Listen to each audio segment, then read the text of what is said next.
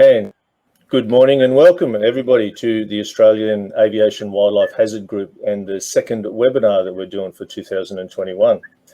On behalf of the Executive Committee and Ash McAlpine, who chairs the committee, welcome to this second of three series for 2021 and lots of really good information about wildlife hazard management and bird strikes in particular. The Australian Aviation Wildlife Hazard Group is a group of volunteers. There's about nearly 20 of us formed to raise awareness and distribute best practices in wildlife management.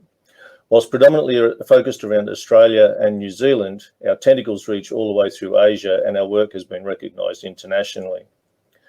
This working group was formed in 2003 following from a meeting between CASA Australia, the Atsb and the Australian Ground Safety Council, has been continuing on ever since.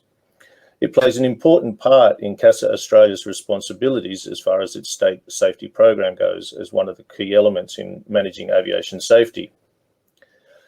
The first webinar that we did last week had some really interesting studies on bird counts in Auckland using audio devices or audio monitoring, also touching on wildlife management at Perth, Darwin and Melbourne airports. So you can see there's a very diverse environment that we deal with here in Australia, all the way from tropical, subtropical and even arid environments. So we have a very wide range of wildlife management practices and bird life management practices that we deal with here in this country. We also saw some excellent work from the Australian Museum on DNA investigations and also bird identification. So there was a really good prelude to what we've got coming up today. Today's presentations, we've got some great material.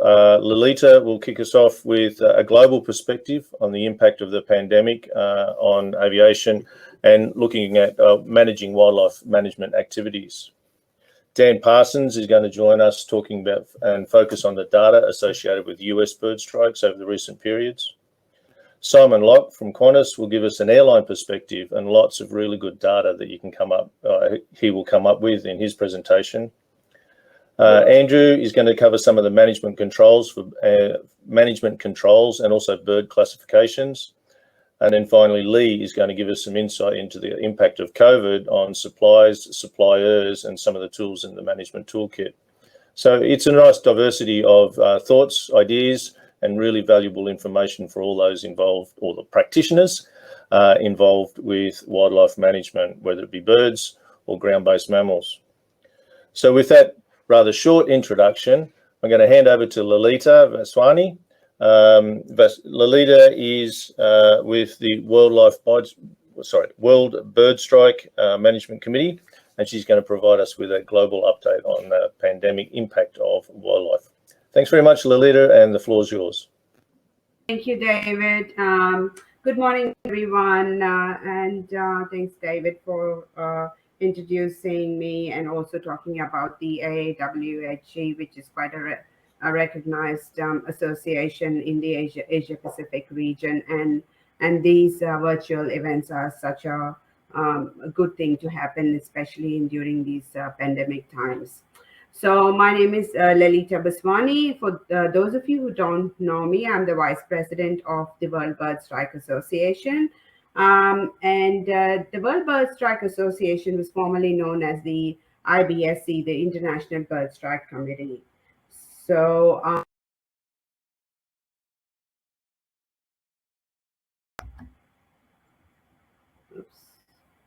I'm having some technical issues here. Not moving to the next.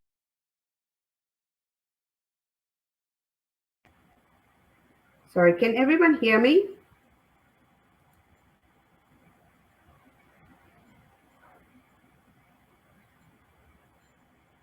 Hello, can you? Okay, I'm having issues of just moving through my slides.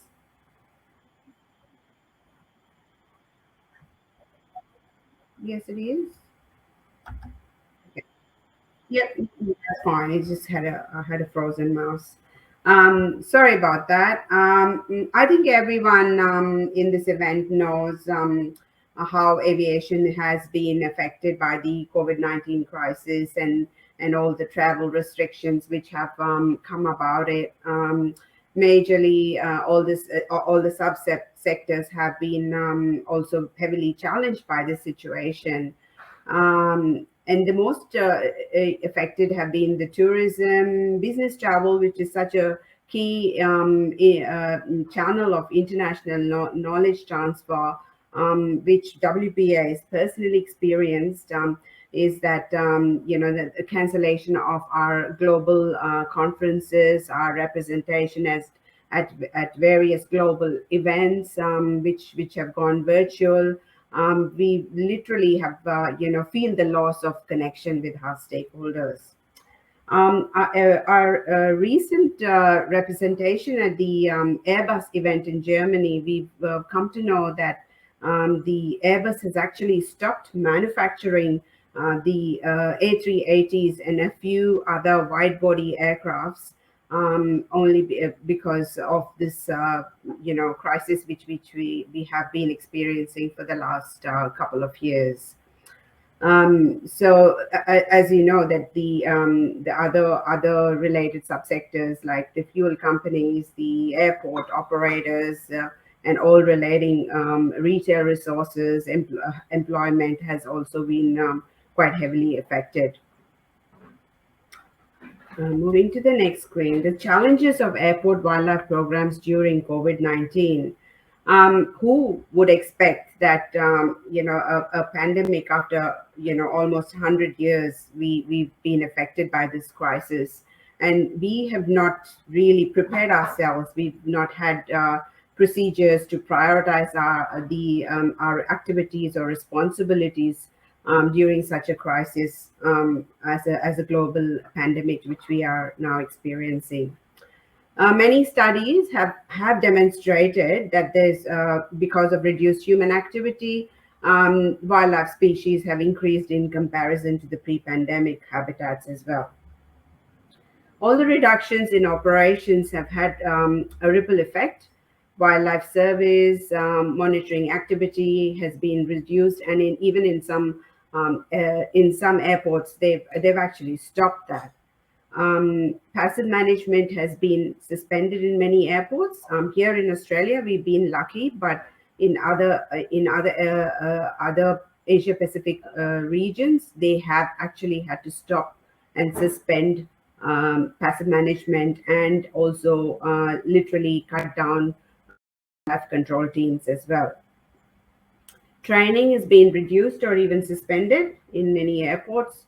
And then the compliance mandates from regulators has been extended because of the lack of resources that airport operators have had. The next slides, from slide 4 to 8, is pretty much statistics which I've taken from Icao on the total global passenger traffic, the overall reduction, and the loss of passenger revenue to the airline. So I won't go more detail into it. I'm just going to just quickly skip through those slides. The estimated impact on passenger traffic and revenues by region. So this is all from Icao. I can share those details, the Icao link with you once if anyone is interested. So I'm not going to go through all of them. The next slide is to do with the importance of the maintaining wildlife hazard management activities. Many of you might have heard that there is the new version of the Doc 9137, which Icao has published. WBA and as well as other group of members were quite involved in this in these working groups as well. And the airports are cutting down on expenses and resources because of their budget limitation, which is affecting aviation safety. Now, the question is this a good idea to reduce presence of the wildlife agents on the airfield when we know that the wildlife species are increasing with the reduced human activity?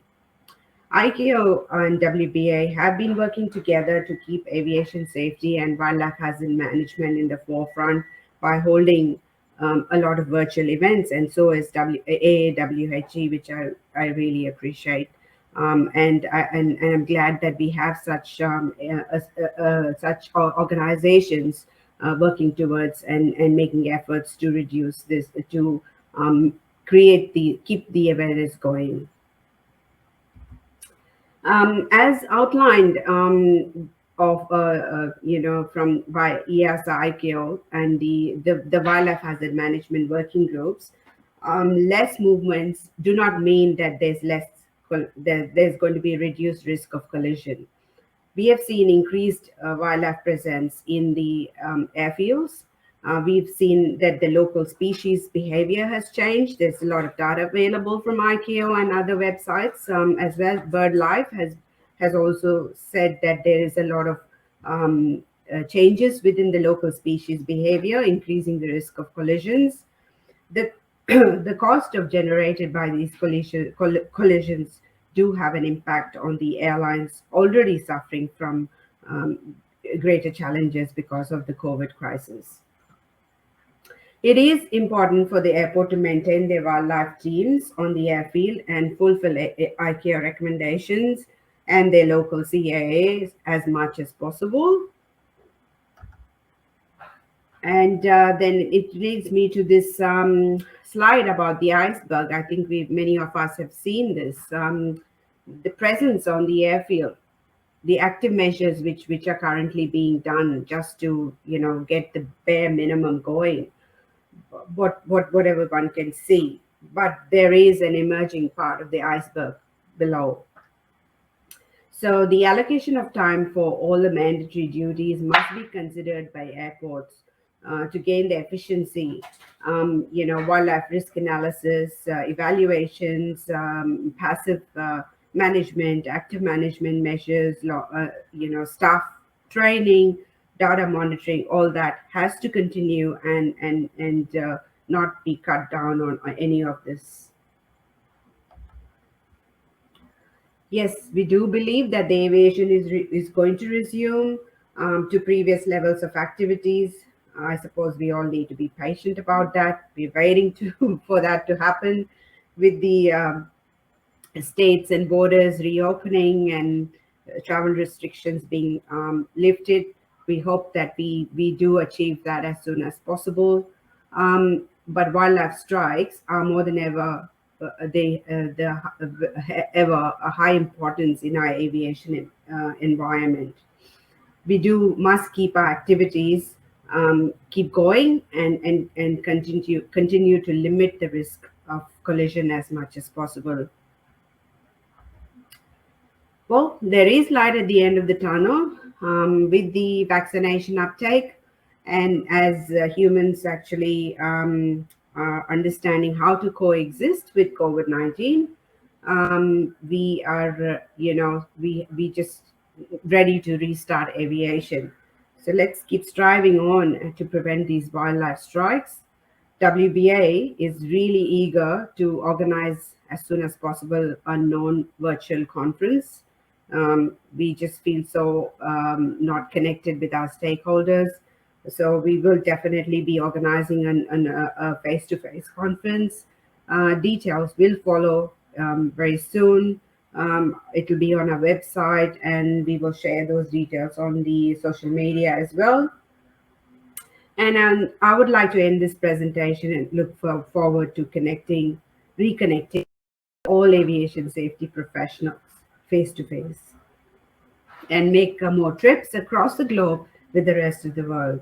So happy journeys, safe travels for the future, and thank you, everyone. Thanks, Lolita. And yeah, you're right, is a very good and very wonderful close association between the World Bird Strike Association and the Australian Aviation Wildlife Hazard Group. We've been connected for some time, and it's really good to be working together closely. Thanks very much for that. And I do like your point is that we do have to focus on essentially sticking to the basics, make sure that we do the evaluations, the risk analysis, and make sure that your long-term and short-term passive and active measures are in place. The next person that we got talking today is Dan Parsons. Dan Parsons is currently working with CASA and a number of other regulatory authorities in his career. He's also got a career associated with aerodrome management, and I'd say he's a prolific blogger and writer on aerodrome safety matters. He's been doing some great work in this area. Dan's also working on his PhD on wildlife strike data management.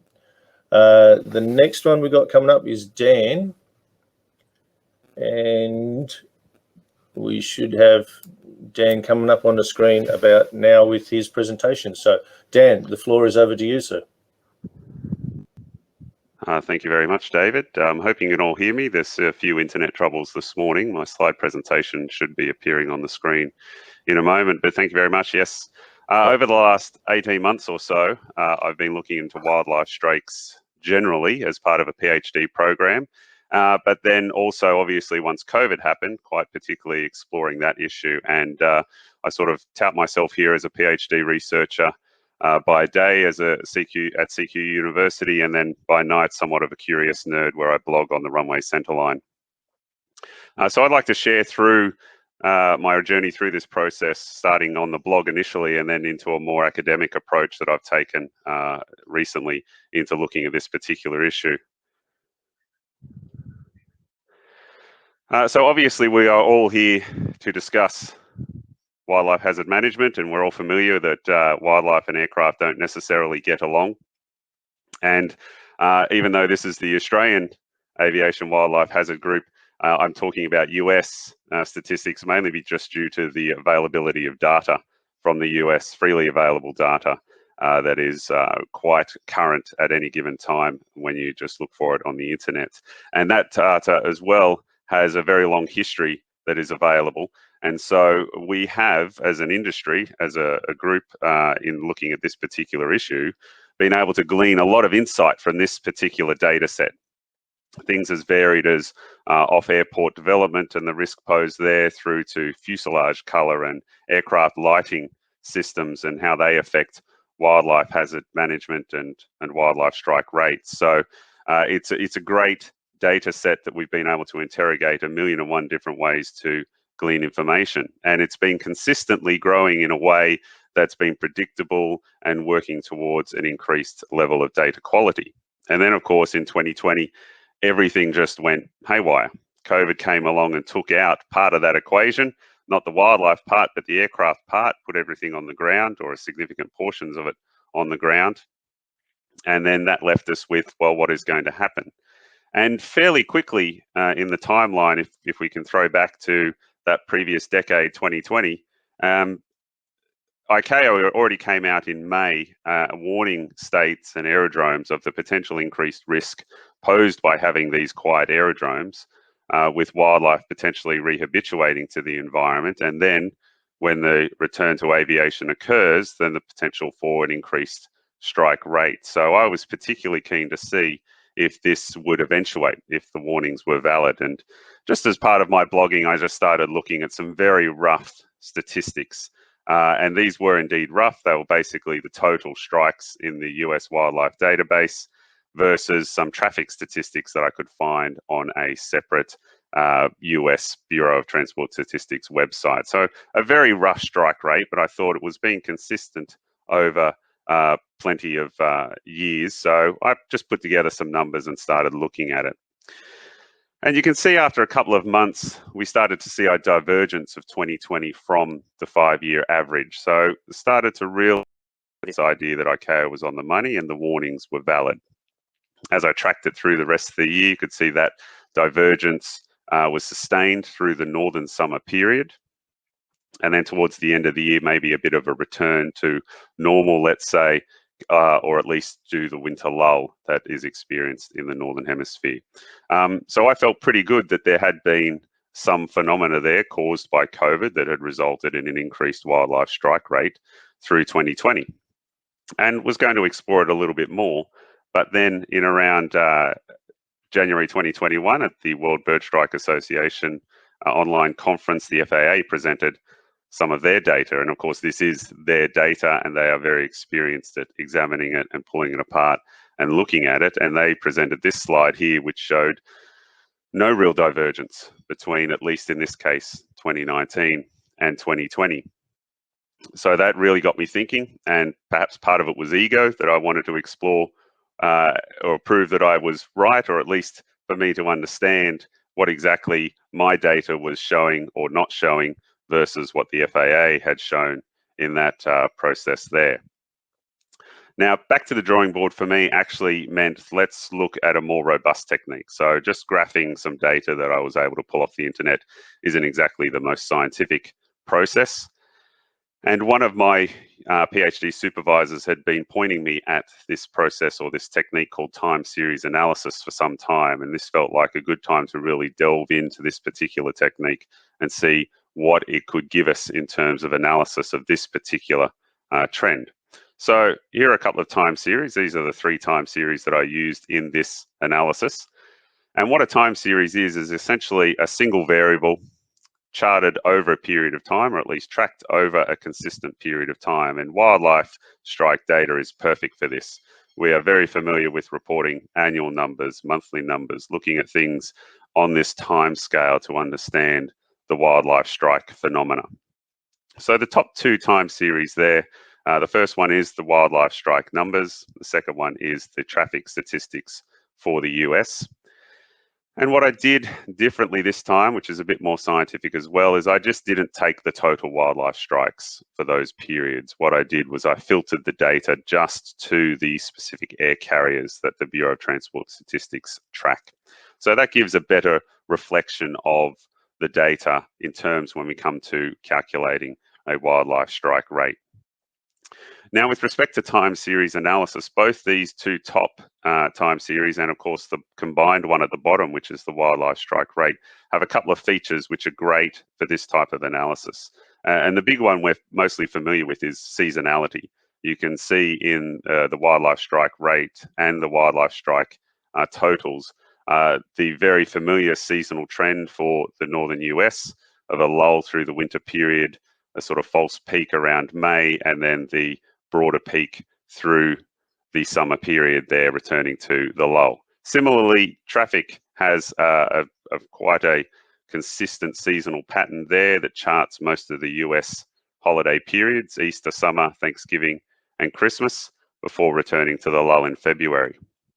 The other feature, which I'm sure you can see over on the right, that is good for this type of analysis is the interruption that occurs. So in March 2020 was when the US announced most of its broad border restrictions and local and general lockdowns started to take effect.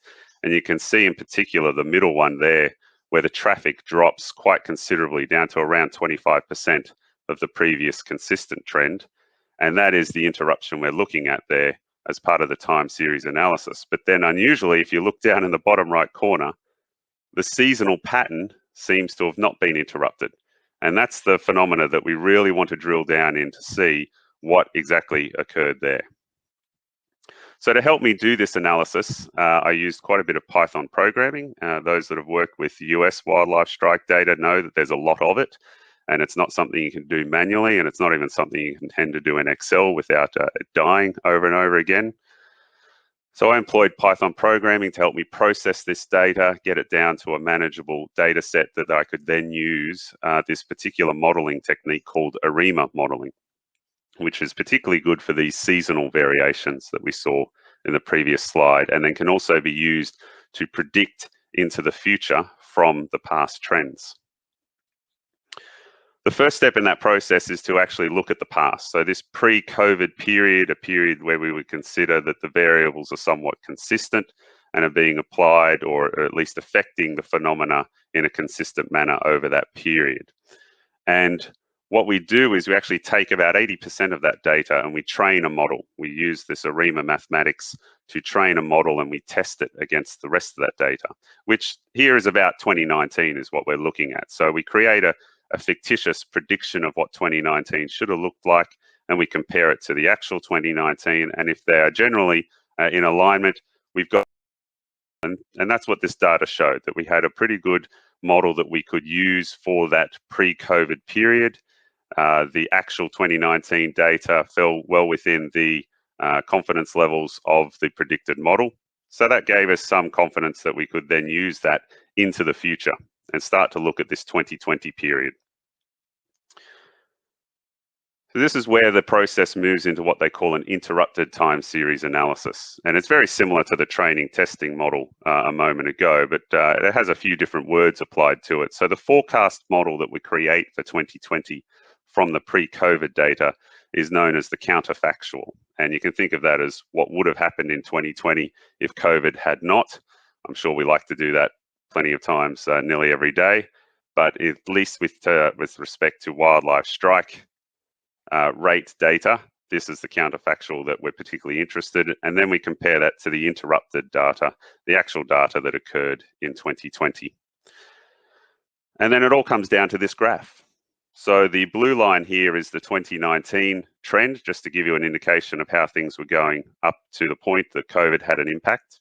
Then we move into the dashed grey line, which is the model. This is the prediction that comes from the previous 5 years worth of data. And that's what we think 2020 should have looked like, or at least somewhere within the shaded grey area. Those are the 95% confidence interval lines, top and bottom. But orange is what we're looking at for 2020. And we can see that from May through to September, the confidence level was exceeded.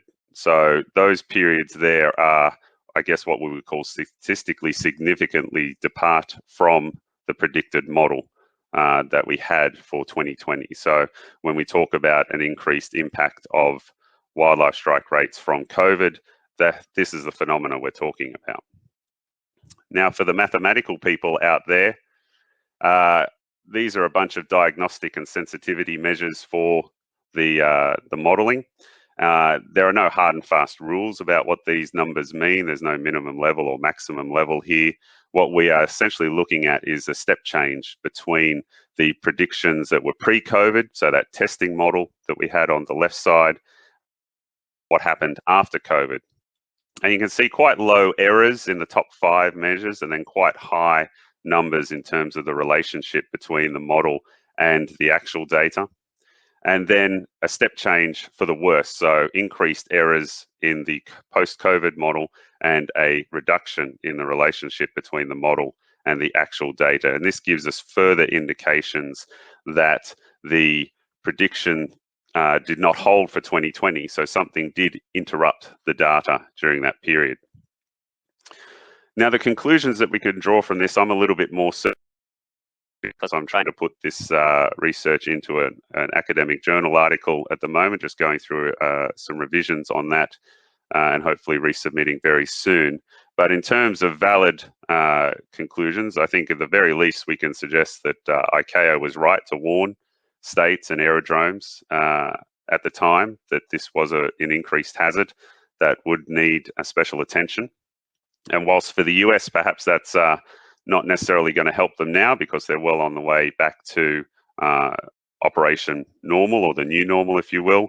But for jurisdictions like Australia, this still could very much be a warning needing to be heeded for those aerodromes coming out of longer term lockdowns or consistent and interrupted lockdowns for some of our areas. And of course, international border restrictions. And then the nerd part of me definitely likes the idea that this process, this technique, and this data suggests that there's more research to be done. I think, as Lolita mentioned in the previous presentation, there have been a lot of impacts, not just the overall broad impact of wildlife, but the actual getting down to specifics of wildlife hazard management practices. What has been interrupted, and what are those relationships, or what can we find in those relationships between the impact on wildlife strike rate? Interrupted time series analysis is often called a pseudo-experimental technique, because we would never think to engineer this scenario where we'd put 80% of the world's fleet on the ground for a period of time, and we wouldn't engineer a scenario where we'd put people at risk or sit them on the sidelines from wildlife hazard management deliberately. But this has been the case, and perhaps it's almost incumbent upon us to learn as many lessons as we can from the data that we have available over 2020. But thank you very much for everybody for listening. Happy to take questions during the panel, but I'll throw it back to you, David.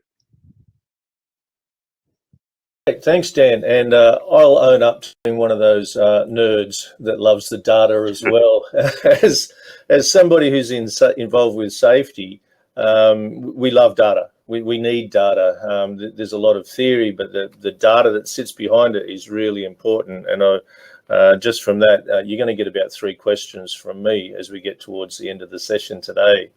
Hey, that's a good reminder too. Thanks for everybody. There's a Q&A, a live Q&A button at the bottom of your screen.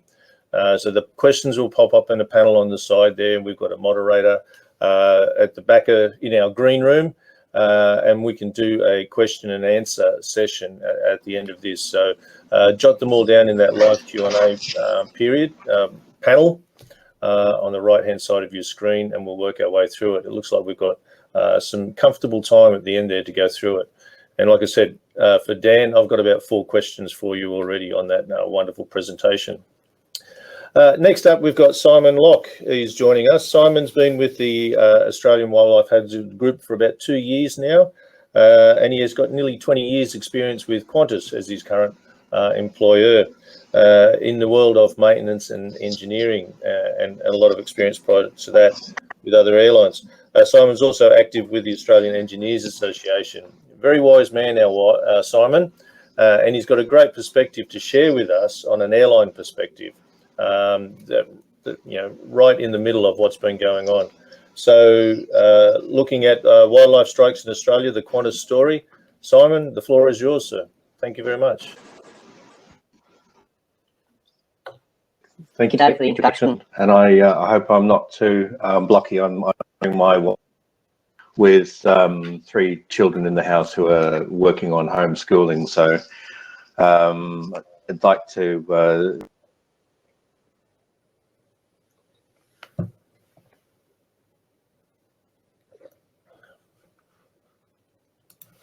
present and talk to you today on behalf of Qantas to share our experience over this period with regards to wildlife and how it's been us and well how we've been. Now, when the COVID sort of pandemic hit, there was very much a remarkable drop in flying, especially in Australia, and that's something that we need to remember. I don't believe that in Europe stopped as much as us, but we very much did. So in early 2020, when we were looking at our statistics across the group, we started an increase in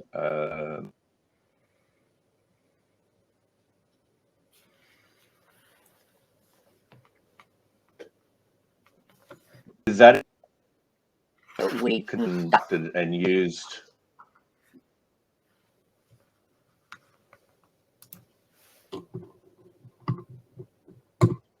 one of our regular audits to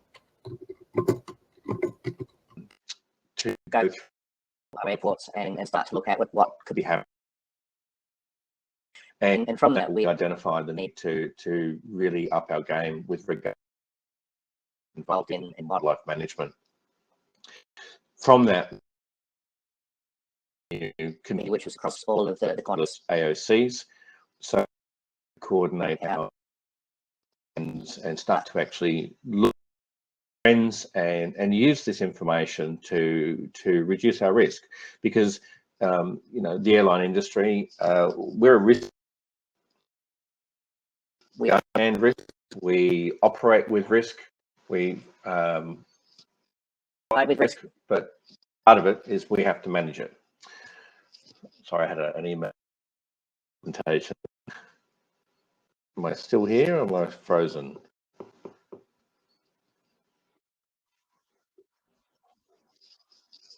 Okay, that's all right.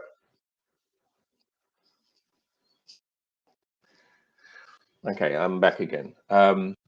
So with that, we set up a group and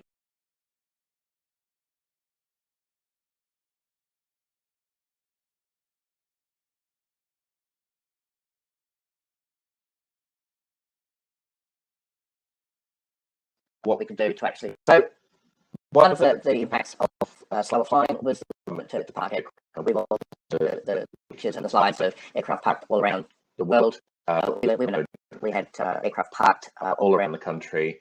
We had them in Avalon, we had them in Sydney, Brisbane, you name it. We could find a patch of dirt or tarmac to store an aircraft, we were. The other part of storage was storing aircraft fleets, world fleets, on such a large scale, and it causes a lot of issues, and it was something that the manufacturers were really caught out with, and we were caught out as well, because we'd never experienced such a large scale storage activity where we started to get so much nesting and infestation, and the airports had become very quiet and very nice, a very nice place to live. And with that in mind, we had to completely change the way we look at storage, and that included our inspection criteria and maintaining these aircraft, because these are still valuable assets that we want to fly again. With that in mind, we created new inspections. We were working with the manufacturers where we were finding wildlife. We were continuing over and above what was initially required, and sharing that OEMs, even what we were calling verification flights before an aircraft back into service, and this really paid off for us.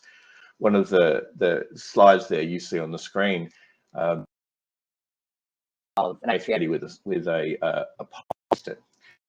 That's a snake. So yes, even in the Mojave Desert, I think these ones are in Victorville. We were wanting to get in and around the wheels of the aircraft in parked. That's an interaction with wildlife you don't really want, but we learned a lot, and the whole industry learned a lot, actually. So I mentioned aviation is about risks. Wildlife is one part of the profile that we look at with aircraft, and we can actually reduce that risk, the better it is for us. And nobody wants to have damage or anything from an animal that could actually cause injury. But the majority of interactions that we have with aircraft have more of an impact on the operational side of the business. I mean, you're flying larger planes generally where we outsize the animals, but that still has an impact on the business. And this is why the operators need to get involved with as in the airlines need to get involved with the airport operators to improve our data and to improve our information on what we're seeing. So, the type of impact that we receive is damage requiring repairs, delays and cancellation. I mean, I can have an aircraft damage that is either wipe it off with a cloth. I need to actually go and put the aircraft on the ground and carry out structural repairs. I mean, each interaction is different, and that's just from a strike, and from an animal infestation or nesting in parts of the aircraft that could fire risks. For example, a bird's nest up in a hydraulic area where it gets hot. So there's a lot of things that come into managing wildlife that we're starting to look at now in great detail. But more importantly, we are looking at bringing this information together back to the individual airports so that we can start to deal with specific concerns we have on a port by port basis. And there is a great opportunity for this to, because specific strategies in place based upon local issues. So our goal is to, across the AOCs within the Qantas group, is to improve and standardize our data. And very much so, this will be leveraging off the work that come out of the AAWHG. And that's an important thing about standardizing data. So when we do get our data together, we can actually look at sharing and compare So getting involved and comparing our data with the Atsb, sharing our data in a format that the airports can actually match with their information. Because realistically, information and knowledge on this topic that's where the insights can be received. And once we've getting that together, then we can start the analysis. And that's the exciting part, because then we pick the trends and we can start to use the information. And we've already started doing that, baby steps. We're still looking at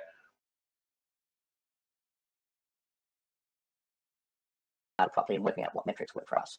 But we're starting to see results already, which move into the proactive, predictive type of risk management.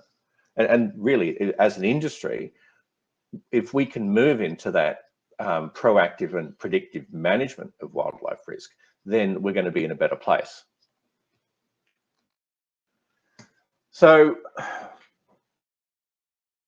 now, hopefully, fingers crossed, we're looking at flying out of this slow down in flying. We're looking at flying through this COVID pandemic. I think we're all keen to see the back of it.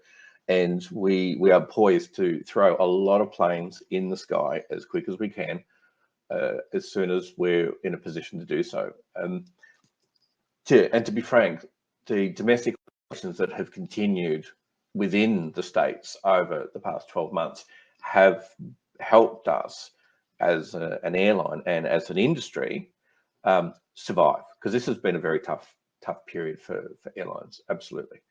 But the strength of the domestic market and the strength of the domestic passengers wanting to travel is remarkable, and the borders open, it's astronomical. With that in mind, we also came across different risks and issues.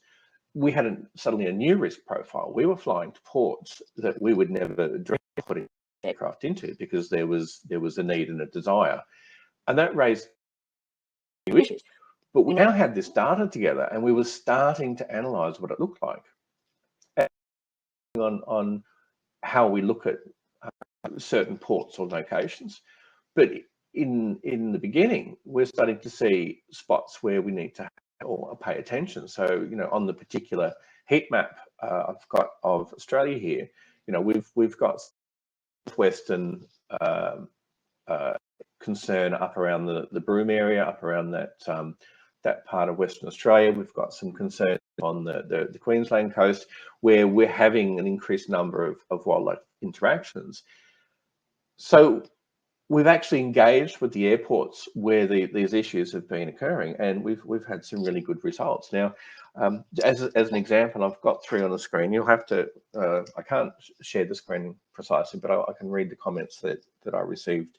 And these come from our quality report, which is the feedback on what's happened or what are the incidents. So we had a really positive interaction in Rockhampton recently, and I'll read you the comments from the quality report. And these comments are the beginning of information, or the beginning of the source of information for us to build the raw data from. And it's a good report. And it's got the right amount of information that we want. And this is why we need to encourage effective reporting of wildlife interactions. So I'll read it now. When on final approach to runway 15, the tower informed us that the thermal camera had detected a small number of bats near the airport. So I was the pilot in command. At the point to continue the approach and ask the tower if the situation with the bats deteriorated. Not long after, at approximately 1,700 foot on the RNAV 15 approach, the tower bats had been detected near the threshold of 15. So with that information, we decided to conduct a go around as instructed. Turned around, came back, informs the passengers and the cabin crew, and I've obviously summarising the rest of it. Then conducted a second approach with clear skies and no issues. So that's perfect. That's exactly one. That's not the proactive, but that's the next level of communication with the tower, giving the right amount of information, allowing the pilots to actually make the right sort of choice. That's a really sort of, that's the beginning of moving towards a proactive approach and to how to manage wildlife. But it does highlight the right level of communication from between the tower and the actual operating air. To give you an example of a predictive approach and a proactive up front is we also have just recently opened up a new service to Ballina, where we're going to put some 737-800s in. And as part of commencing the services into Ballina, our network worked with our wildlife group and the airport, and actually came up with a flight pattern and a scheduling pattern that took into account the fruit bat season. So where we can, and we've got the flexibility to adjust how we operate, this is the type of information that we really want to get in there and to say, right, well, if we defer or delay our flight times by this amount, we can actually really reduce the risk of any wildlife interactions. And I think that's the next level. That's where we want to have that interaction with the airports and the industry. And I think everyone needs to have that, because it doesn't take much to avoid these situations to the best of your ability, you know, if you've got the information, if you plan.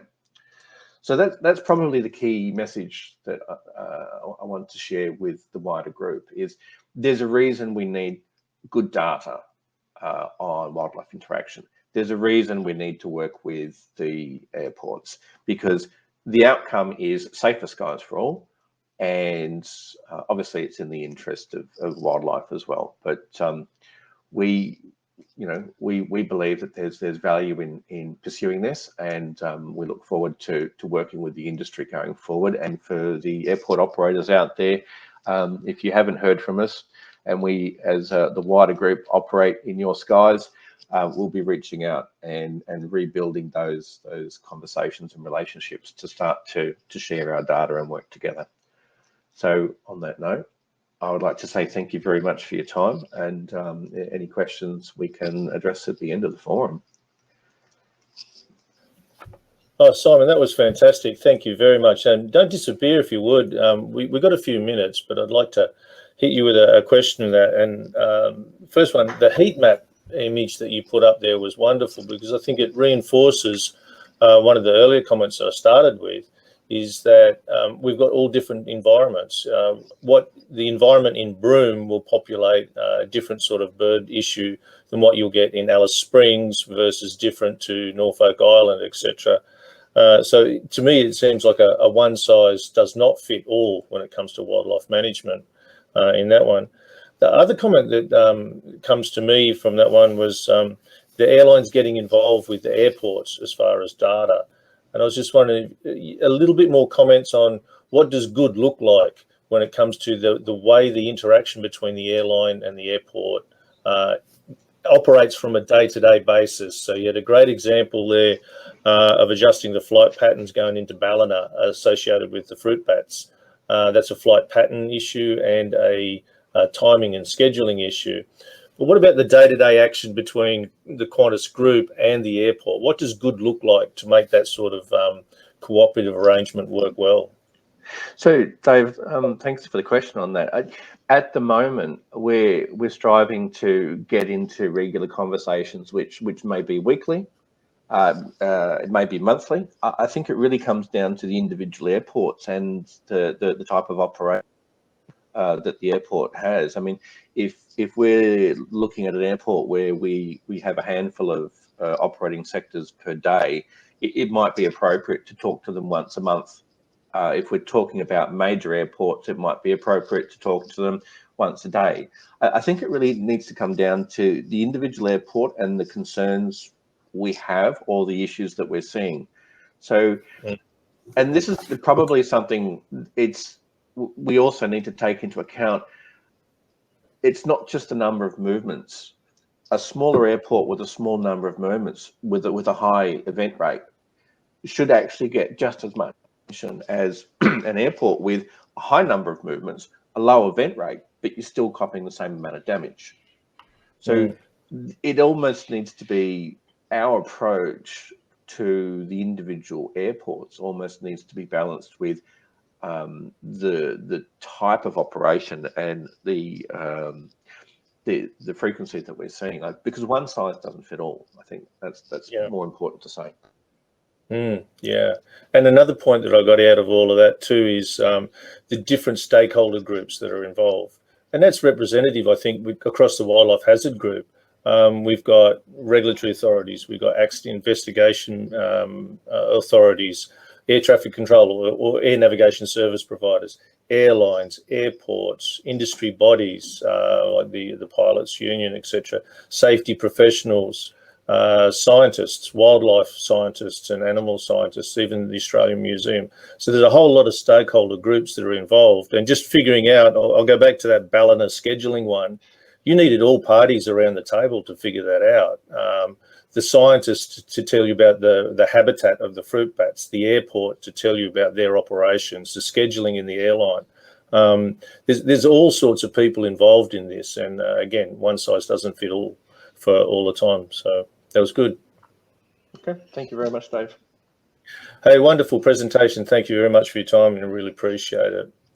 We're doing pretty well on time at the moment, so hopefully all of our audience is populating the Q&A session on the right-hand side of your screen there. So please, if you've got any questions, I've been fascinated by what we've heard from Simon and Dan and Lolita in there.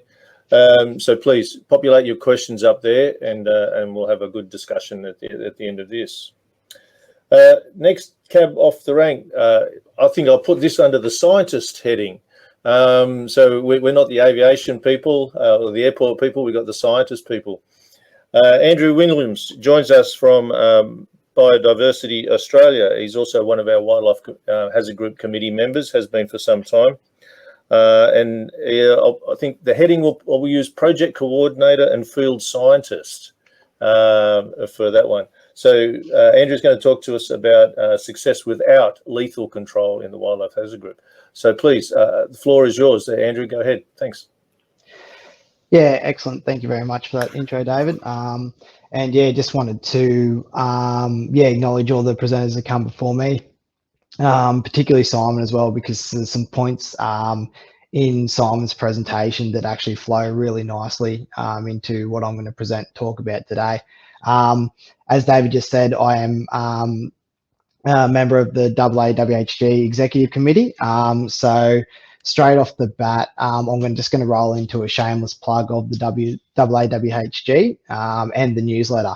So the newsletter comes out, it's a quarterly newsletter. If you don't receive it, I'd highly recommend it, because it is a valuable resource, and particularly for what we're talking about today and all the issues that are coming up across this webinar series. There's similar themes and lines in the Plain Wild newsletter.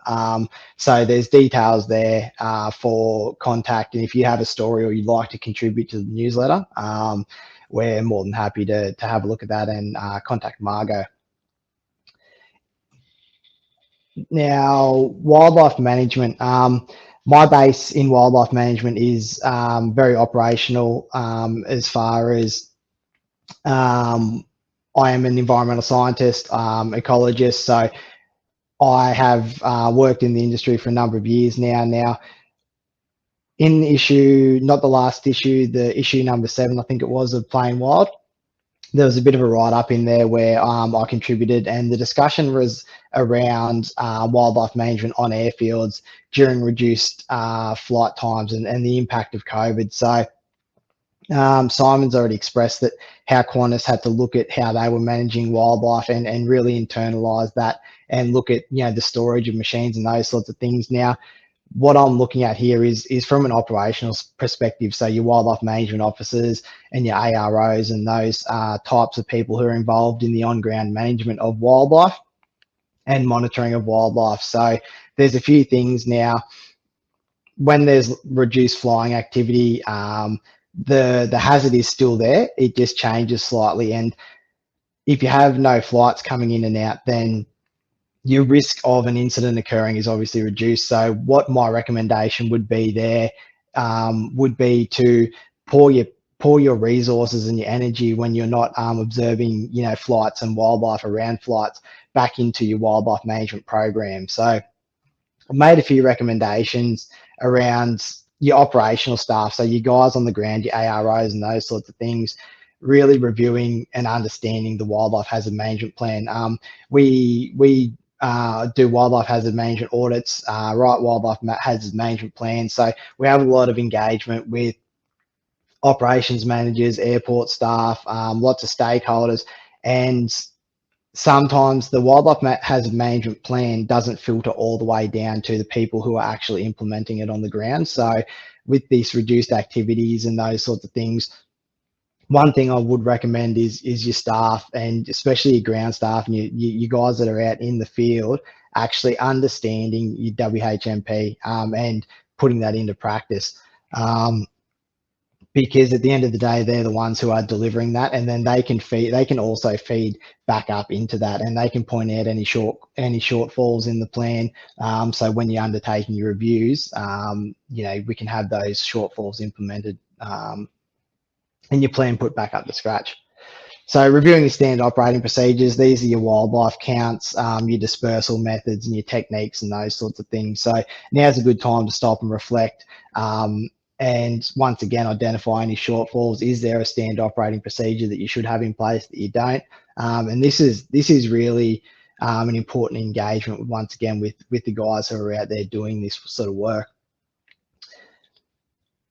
Also a good time to refocus. So any wildlife skills and things that you can brush up on when you have reduced flights is good. So, you know, if your normal duties are reduced as an ARO because of the reduced flights, you know, you have that little bit more time to identify your birds properly and engage your staff in wildlife management, so that when the flights do pick up, your team is humming and they do have a wildlife focus and they've built up their strength in that area. So one thing that that we do internally with our active wildlife management officers is we have a little competition that we run. So whether that's a new species that's observed on an airfield, number of species within a week, number of species within a quarter that's identified, just to keep things fresh and keep that focus and make it a bit fun and make it a game around wildlife management. So you're increasing your core skills at the same time. Servicing and maintaining equipment, they're just things that you can do in your downtime. The one thing that I did want to touch on while I had this forum to talk to it was your firearms training. I've had a lot to do with firearms and a lot to do with firearms auditing and those sorts of things. And some of the conversations that I have had with AROs and those sorts of things, to be frank, are quite scary. And as a manager and involved in firearms at a professional level, there is a big gap in the industry and there are some shortfalls using such a high risk tool in an environment that it is used. Some of the conversations I have been really frightening with the knowledge and the skill level and those sorts of things. So now's a good time to, you know, upskill your staff and make sure that they are competent and confident and proficient with that high risk tool that they are using.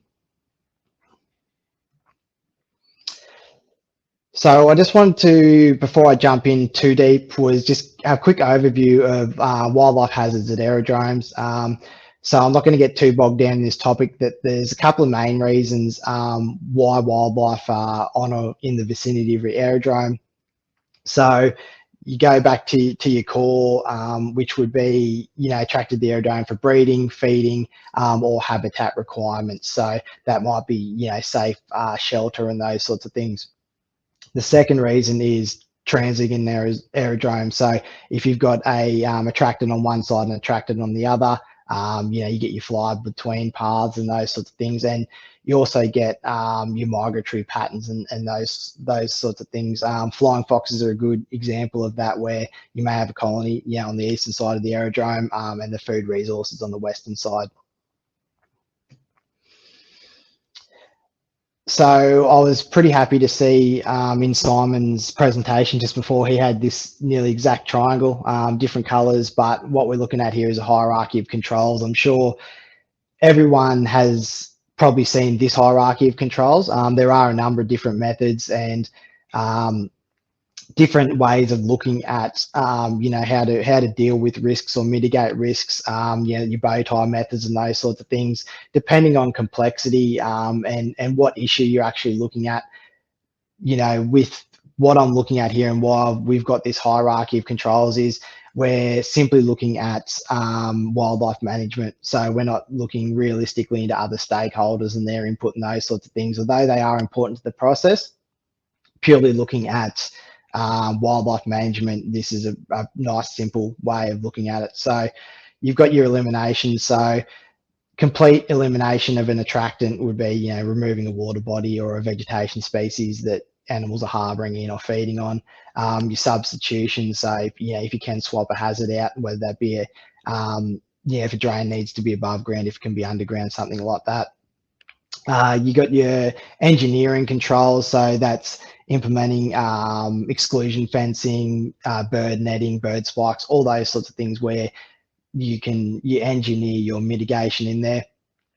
Administrative controls. Once again, everyone's going to think that I'm on board with Simon, which I am, because once again he brought up a really good example of an administrative control before, which was the discussion and the engagement prior to providing the service. There was a discussion with the airport around flying foxes, and they have mitigated or reduced the likelihood of them colliding with a flying fox or number of flying foxes by simply adjusting their schedule and their timing, which is perfect. And that's a really good example. And I was really happy to see that communication and that engagement occurred and filtered back to the airline. So that's perfect example of an administrative control. And then you've got your physical controls. So that's exactly what we're talking about here is your dispersing or harassing of wildlife and or lethal control of wildlife. So this should be your last ditch effort. You should have all these elimination substitution controls in place, and realistically your physical controls are a reactive control, and no one wants to be reactive. If you can plan around that, then that's perfect. So we've got a quick line diagram here of a train of thought around lethal versus non-lethal control. Now, I will preface this by saying that there's a time and a place for every type of control, and it needs to be assessed in that time and that place for what's most suitable. But what we have here is a line depicting, so we've got wildlife continually being harassed by a wildlife management officer and basically setting up a undesirable place for wildlife to be. So continual harassment, continually making the animals uncomfortable means that they're going to be less attracted to the place. So effectively, you're teaching them a behavior, or you're teaching them that that's not a nice place to be, and that can work particularly well with flocking animals or resident animals. On the other side of that, with your lethal control, if you're removing an animal or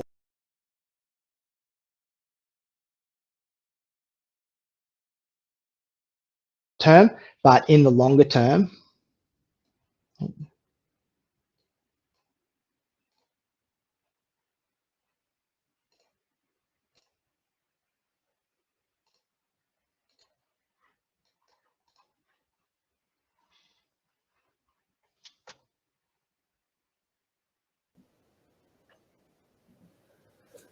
Yep, I think we've got a few technical problems there. This is David just stepping in there. I think we've lost Andrew's screen. Andrew, if you like, I can present from my screen. You can talk to that if you wish. yeah, can you hear me, David? Yeah, sure. Yeah, that'd be excellent. Sorry, mate. And just give me a minute to push that one up. Share screen. Select. And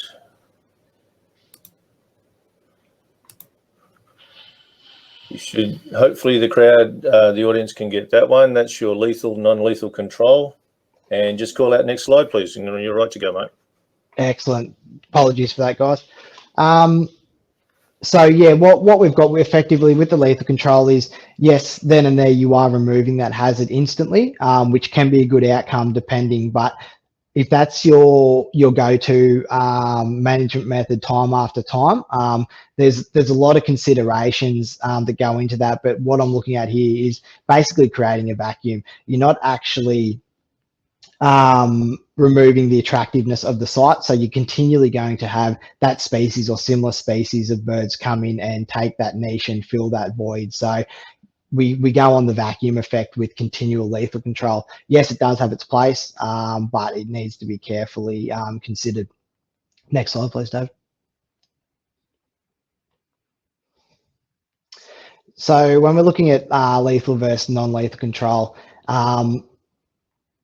yeah, your lethal control, it can be utilized in conjunction with non-lethal control as an effective tool within that program. So your non-lethal control is a perceived threat, where your lethal control is an actual threat. And animals are quite intelligent, and they can, they do know the difference, and time they will become habituated to continual non-lethal control. That's why your methods need to be varied, and that's why when you have discussions with your consultants or your AROs have been doing it for a long time, people always say that animals get habituated and they get used to, you know, the ARO vehicle or whatever singular method. So that's why it's always recommended that you're mixing up your methods. Next slide, please, David.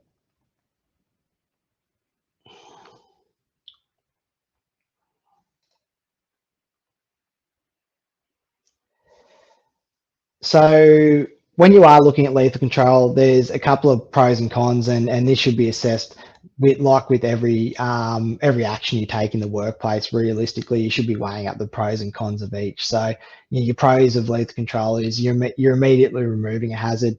Can be utilised to, like I said, as a reinforcer for non-lethal control. It's also can be used as euthanasia. So if you do have large animals airside, you've got welfare concerns and those sorts of things, it can be utilised in that way. And then you've also got your biosecurity obligations with as far as removing pest species and those sorts of things. So they're all scenarios where lethal control should definitely be used. And then your cons I touched on before. So it's an extremely hazardous tool, and you need someone who's highly skilled and capable to deliver that that control method. And within that as well, we do see a lot of people in the industry using a recreational firearms license to conduct these activities in the workplace. So there are mechanisms set up through each state's regulatory bodies as far as firearms go to have a commercial license, and that should always be in place. So having your commercial license, not only so that you're covered legally, but yeah, you do have obligations to have a commercial license. So you've got impacts on the ecosystem as well, and that I'll touch on that a little bit later. And then you've also got the public perception with lethal control. I think there's a lot of people in the industry who have experienced negative public perception and what comes with euthanizing animals. Next slide, please, David.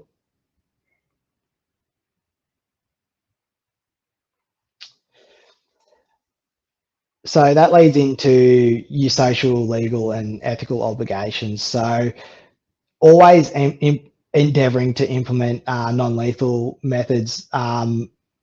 It's your social, legal, and ethical obligation to do so. So regulatory bodies and your compliance, your state regulators, environmental departments, and those sorts of things, they generally want to see an effort to have these non-lethal methods implemented prior to lethal control. Now, we work in a slightly different world where we're looking at OH&S and we're looking at extreme outcomes. So yes, those obligations can be ticked off fairly easily, but we still need to be considering those. And the last thing any airport wants is negative public perception. So we'll go to the next slide, please, David.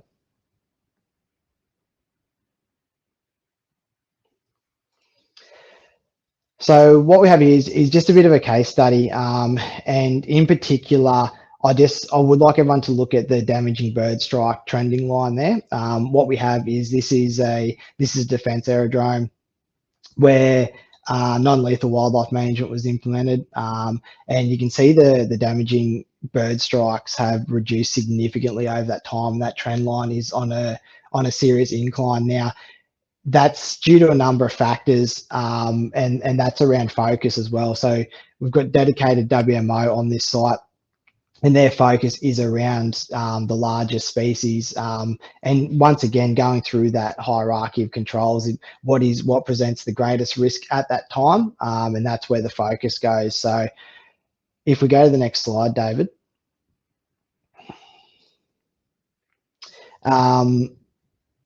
Yeah, so this once again, this is another case study of another airport. Similar thing, that's the damaging strike trending line. Is you can see it's on an incline now. That's a much smaller sample size. It's only been run over a couple of years, but that's exactly the sort of trends that we want to see, especially when it comes to damaging strikes.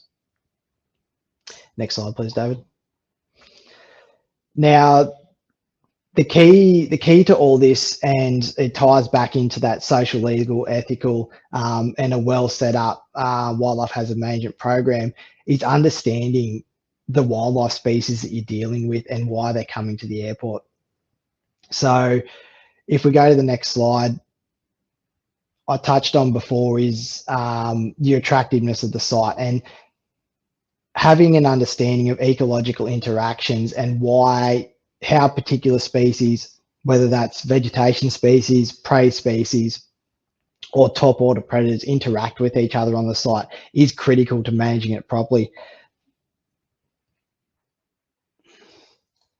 Next slide, please, David. So to give credit for this, one of our wildlife management officers, they always refer to certain species as certain characters from The Simpsons. So I thought I'd bring this into this because it's a fairly easy, and Simpsons have been around forever, and they're fairly universal. So what we've got here is your flock foragers, and they would be your Homer Simpsons of the group. I don't like to say this, I don't like to talk down on birds, but these guys realistically probably aren't the smartest birds of the lot. So what you have is they're really food driven, they're flock orientated, they will follow along, and these are the species that most airports where they're present, they are your sort of higher risk species because of your flocking characteristics and your body mass characteristics. So understanding that and understanding the flocking mentality of these birds is key to managing them. And it's also key to reducing the impacts of them on your airfield. So removing your food source, and then also using that behavior of the flock to effectively manage those birds. Next slide, please, David. Next up, you've got your Mr. Burns. So these are probably your bit more cunning birds. So these are your top order predators, top of the food chain. So I think anyone out there who has on-ground experience and has ever harassed birds airside, and especially in Australia, will be aware of a Nankeen kestrel or a black kite or a similar type bird, where they are extremely persistent and extremely hard to disperse from airside. And consistency is the key with these guys. So understanding how these behave is key to managing them. Next slide is your residents. So once again, I think anyone who's had airside experience will understand how that your magpies and your crows and these sorts of things, these guys are cunning and intelligent, and these are the birds where they are territorial, and they will have their home bases set up, and they'll also push back on management, but they are able to be trained in a sense. So constant pressure and setting up and letting them know where the boundaries are, where the highly critical areas are, can mitigate the need for lethal control. Now, one other case study or successful management that's non-lethal that we have conducted as well is removal and relocation of birds. We have a fairly effective relocation program set up for magpies. where the birds are captured and removed from airside, relocated.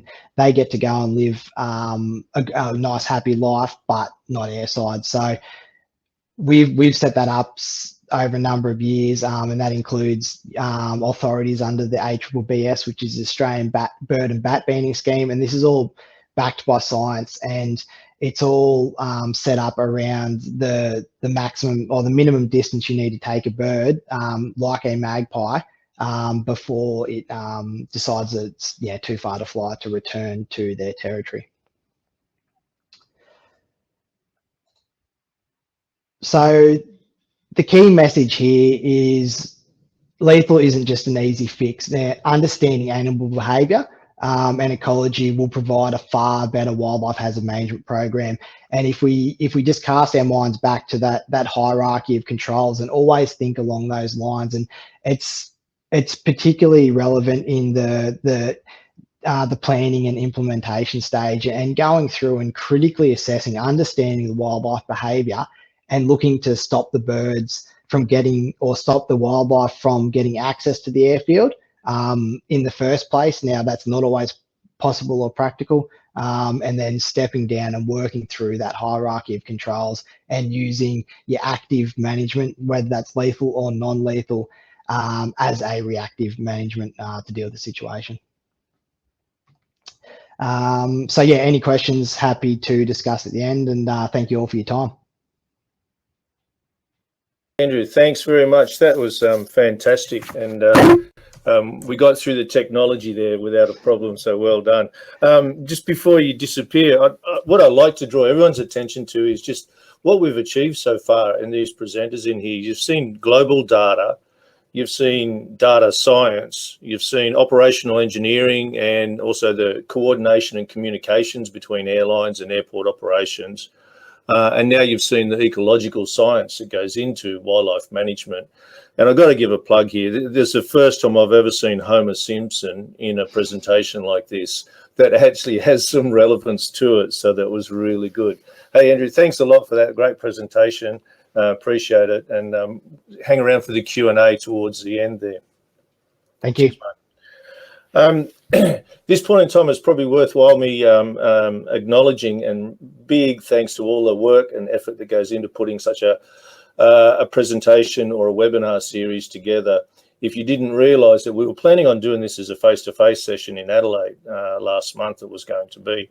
And as we all know, COVID is not our friend when it comes to getting people to get into the same room, sit, coordinate, communicate, and share knowledge and information. So it was a very quick change over to rotate from the in-person forum to this 3 series webinars.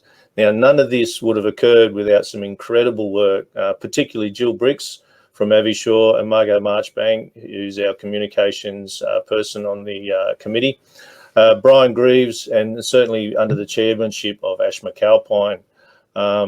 There's been an incredible amount of work. Also need to mention Donna from the Government Department of Infrastructure, and also Catherine, who's our engineer driving all of the bits and pieces that go on behind the screens that makes this webinar go through. So a big thanks to all those people for making what is, I think, a very successful webinar series. This is 2 out of 3 and we're continuing on.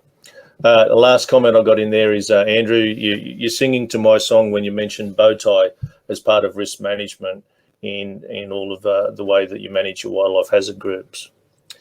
All right, now the next person we've got is on here is Lee. Lee Beckett comes to us from Noi Industries. He works for that organisation, and Noi is very well known as a provider of services and equipment in the world of wildlife management. So Lee, over to you. The floor is yours. Thank you very much. Perfect. Thanks, Dave, and thanks everyone. Hopefully my talk is as interesting as the people that have spoken before me. So just wanted to touch base. Thank everyone again for this opportunity. This is the first time Noi Industries has been part of the AAWHG or any type of forum like this. So again, like you just touched on, David, it would have been fantastic to do this in person and face-to-face in Adelaide. I know personally I was looking forward to it because I haven't been there before. However, I suppose it's a sign of the times, and something we just all have to get used to is doing these sort of conferences via virtual platforms. So hopefully the talk today that I'm about to give gives you a bit of an insight or greater understanding of NOI Industries and the challenges as a business, as a whole business, and some of the challenges we've faced over the last 18 months during this COVID pandemic. Unfortunately, I don't have any creative slides or entertaining slides like previous presenters, so you're just going to have to stare at this rough head for the next 15 minutes.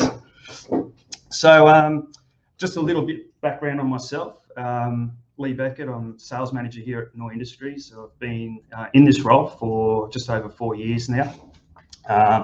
I look after the wholesale and retail sales of the business. So we have a bricks and mortar retail store and a wholesale business which is supplying B2B, so supplying direct to airports, councils, prisons, and other retailers as such. So one of the key, best things I like about this job is I get to deal with, although dangerous equipment, exciting equipment. So I play in the realm of firearms, ammunition, pyrotechnics, but also have a really broad knowledge of legislation, rules and regulations to enable the use of our products. So I have a great passion for innovation, problem solving, and the environment. So it's a great position for me to be in at NOI Industries. It allows me to pass on some of my knowledge to our valued customers. So I'll move on to some of the challenges we've faced in the last 18 months, which is quite numerous. So the first one was obviously we received a government notice to cease trading as a firearm dealership. This all had to do with the mental health of the people that were unfortunately being locked up or not deemed as essential workers, and basically wasn't doing their mental capacity any good. So we were slapped with a cease trading ban last year, which went on for several weeks. And due to political pressure, which got that basically ban lifted, so we were able to trade again. But that was just one of many challenges that we faced last year. So probably the number one challenge was the availability of raw materials, and raw materials are used to create the pyrotechnic rounds, which are used for less lethal bird and wildlife dispersal. So raw materials include products such as copper, brass, sulfur, and potassium nitrate, which is the main ingredient in pyrotechnic, in the manufacturing of pyrotechnic ammunition. So not just was the availability scarce, but what was available was extremely overpriced. And we were seeing price rises of basic components of up to 65%. So we're talking components like hulls, like brass, primers, gaskets, overshot cards, pretty much everything you need to assemble a pyrotechnic round.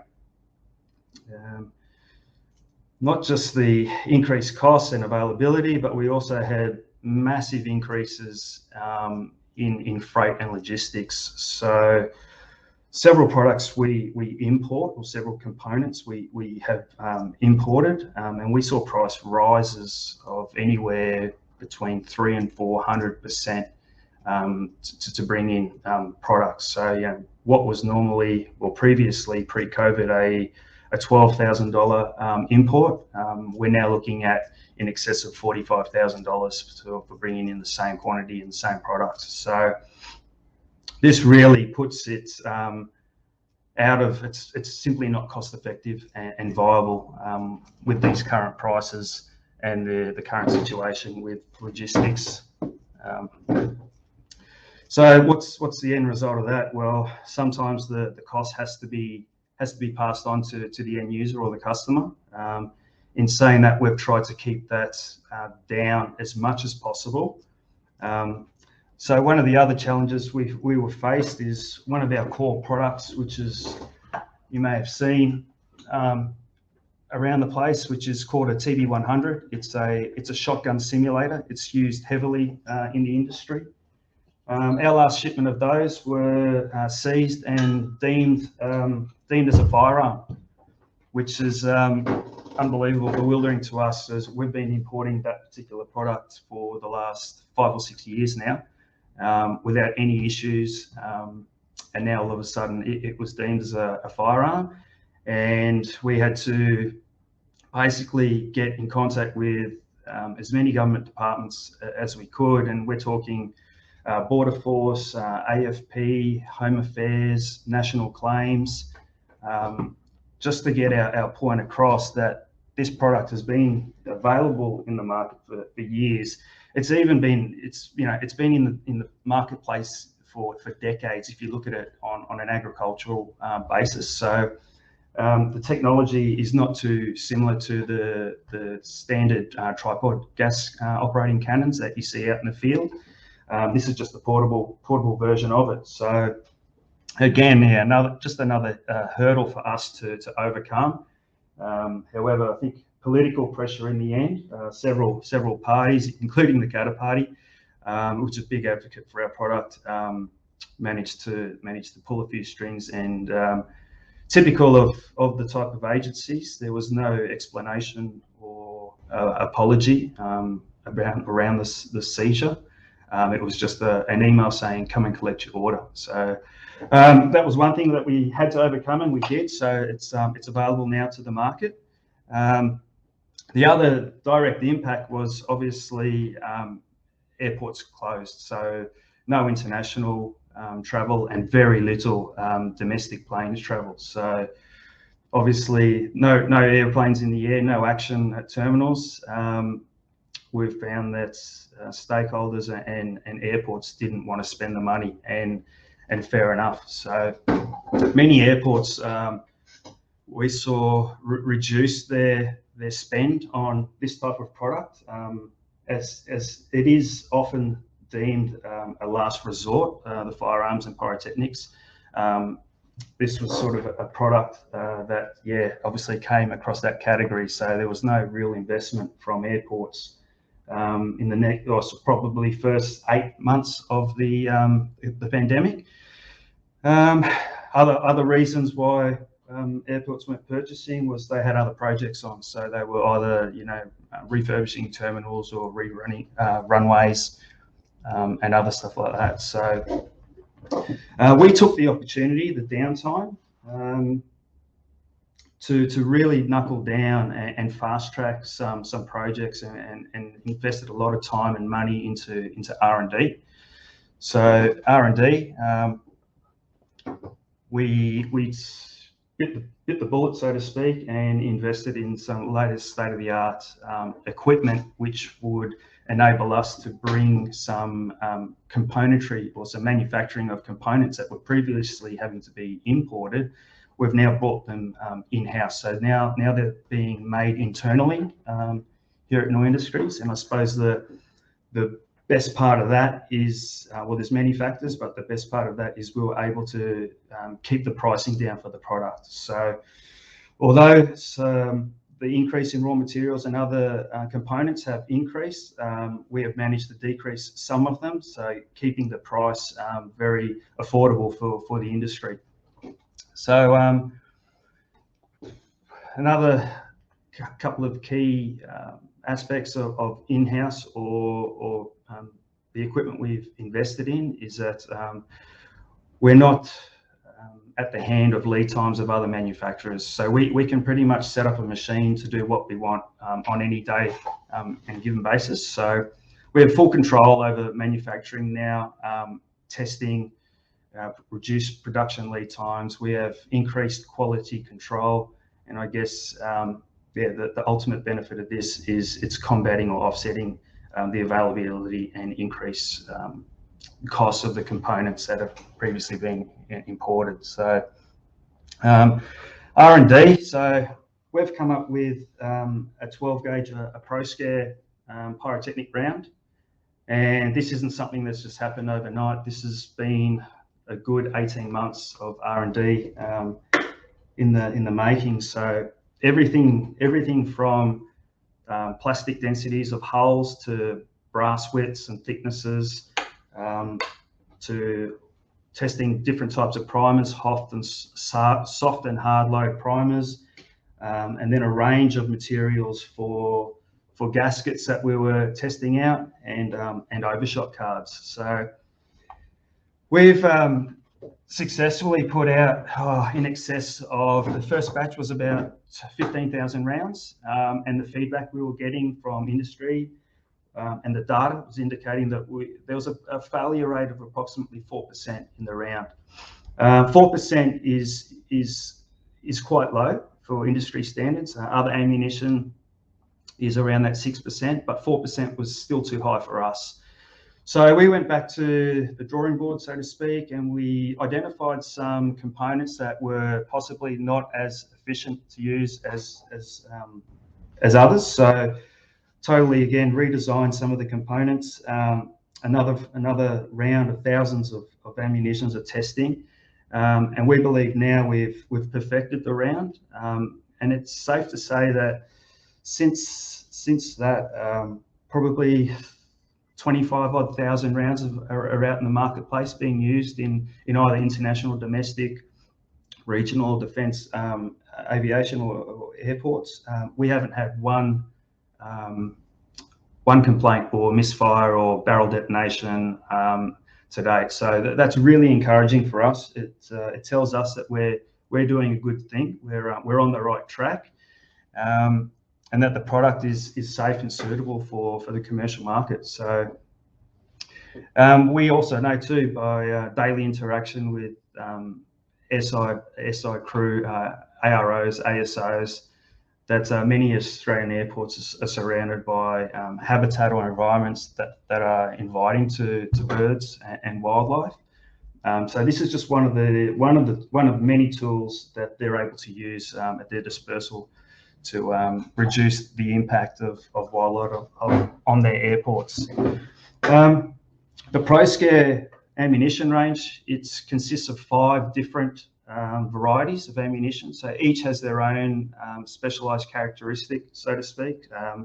They will have a high audible pitch, so either a scream or a whistle when going through the air.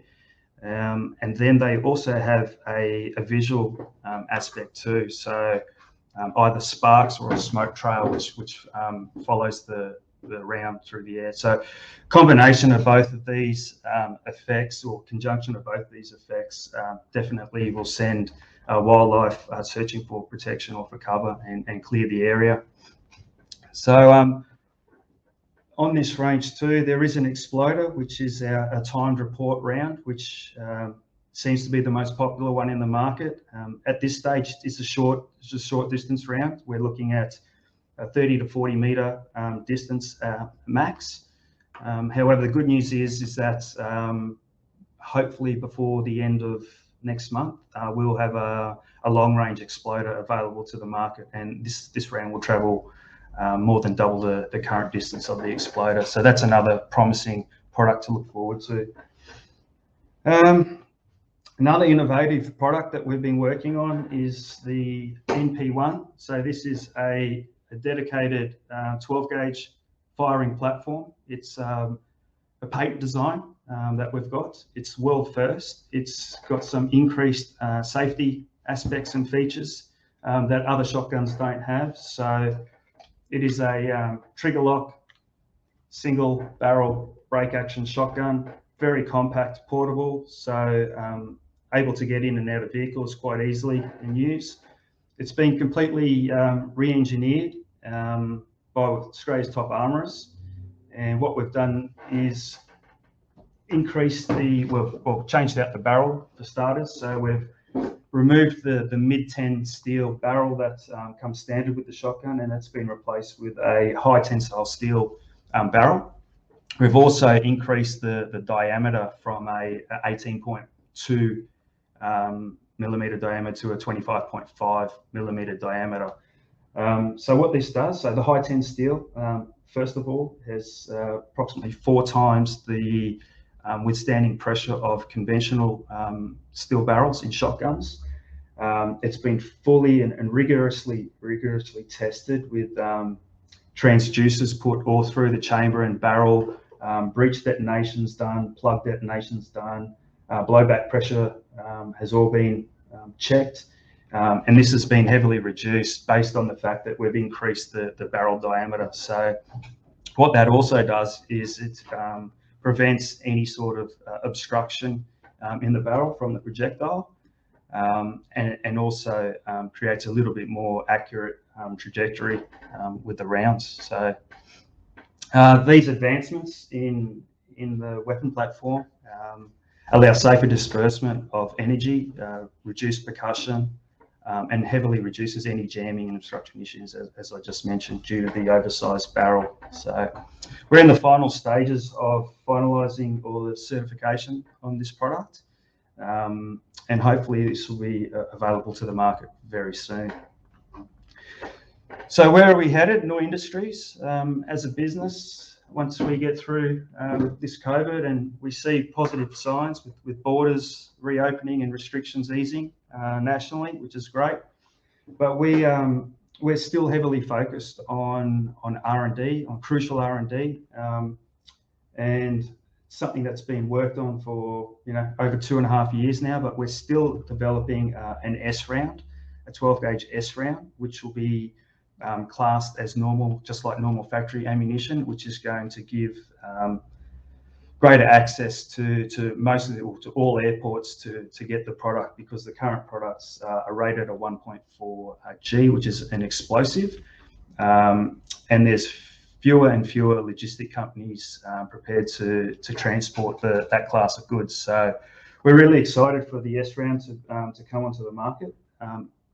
Like I said, it's been in the pipeline for a few years now, and we can sort of see some light at the end of the tunnel. So again, this S round has a lot of great benefits to it. Apart from the class, it's fully biodegradable, and it should reach that 90 to 100 meter distance that everyone's asking for in the industry. I suppose the other couple of exciting projects is we're working on, it's called the NI. So we've partnered with one of Australia's top AI, or artificial intelligence, program companies, and we're working on a platform that will identify problem birds and species of wildlife out in the field.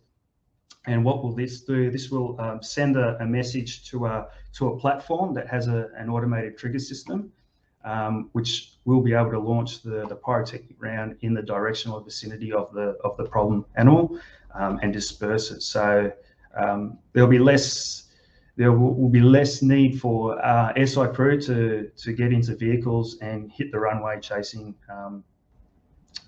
down wildlife. So unfortunately, I'd like to go into more detail on that, but there's some IP issues and sensitive stuff at this stage. So I can't go into any further detail on that. Another side of the business which we have done and we are looking at growing is it's tailored training packages for your airports. So we'll work in conjunction with Biodiversity Australia, where all facets of wildlife management and environment is undertaken. So species identification and traits, seasonal influxes, breeding habitats and feeding patterns, migratory patterns and frequencies, management techniques and product offerings and training. So that's something that we have done in the past and we're looking to increase. So please, if it's something that your airport is interested in, I do encourage you to engage. So in a summary and a wrap up, Nor Industries, we're the only Indigenous company in the market that's specialising in this type of product and service. We have proven leading products and techniques, and we're not just a pure product supply, so we offer consulting too. So we, like I said, well, I encourage engagement.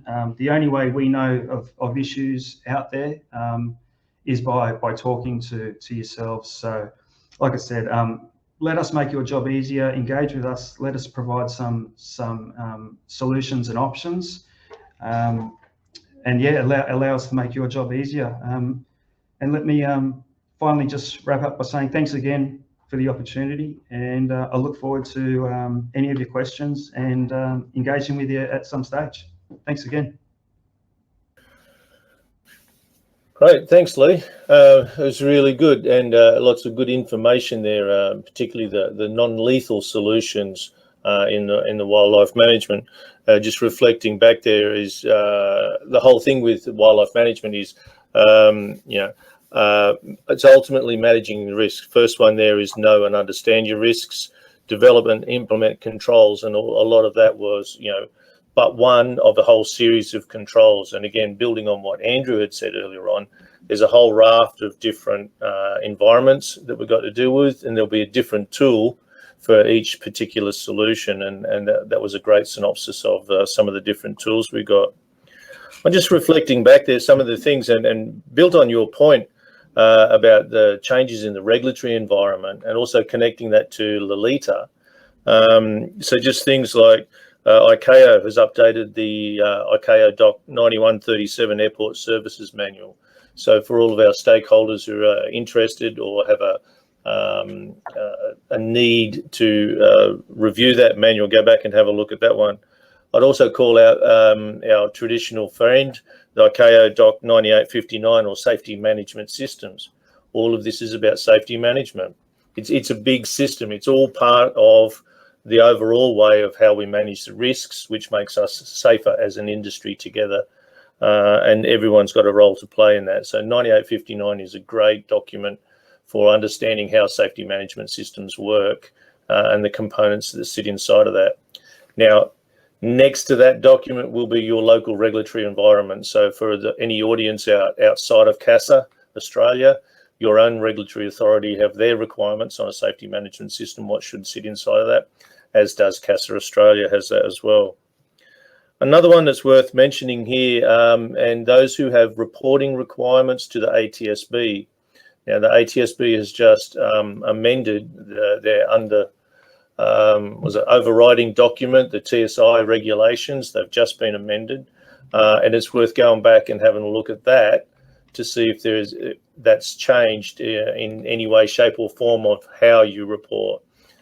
Reporting is data. Data is what goes into that risk management system, and Dan showed us some incredible amounts of data, but reporting plays a part in all of that.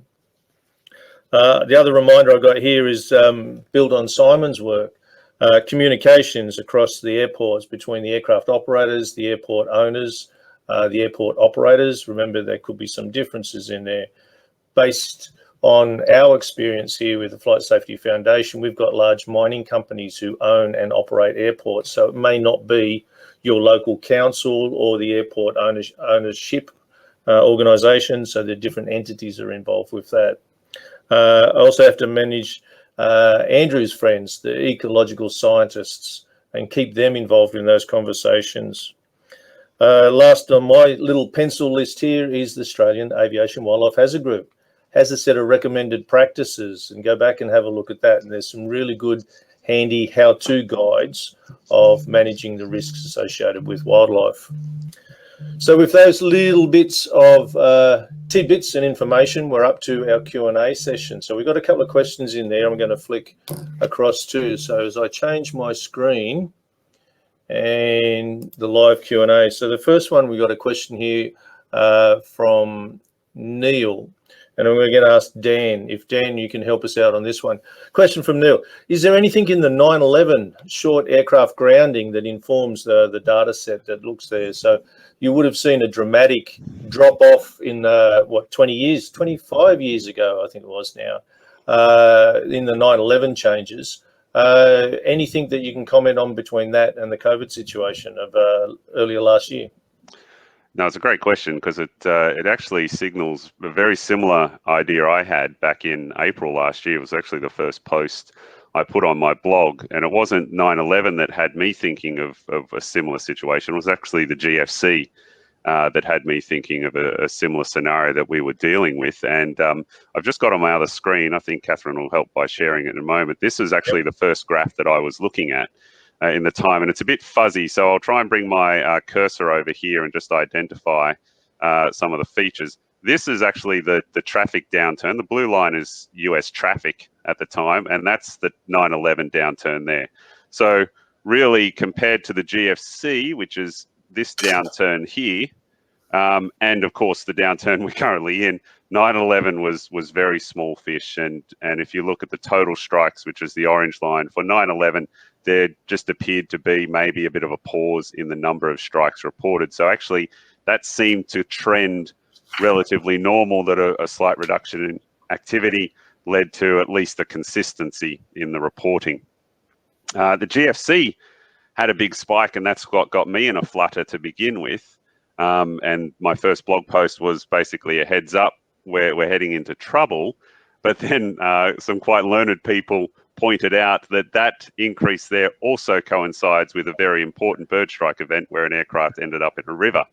And that spurred a lot of the airport operators in the US, and I did a little bit of supplementary scroll down here to identify that at that time, yes, the airport operators of the US really upped their game. That's the circle there in their reporting side of things. So when we think that we might have seen similar trends in the past, they haven't necessarily reflected what has occurred. And I guess this is just the unprecedented scale of COVID and the downturn that was experienced in the US and then elsewhere.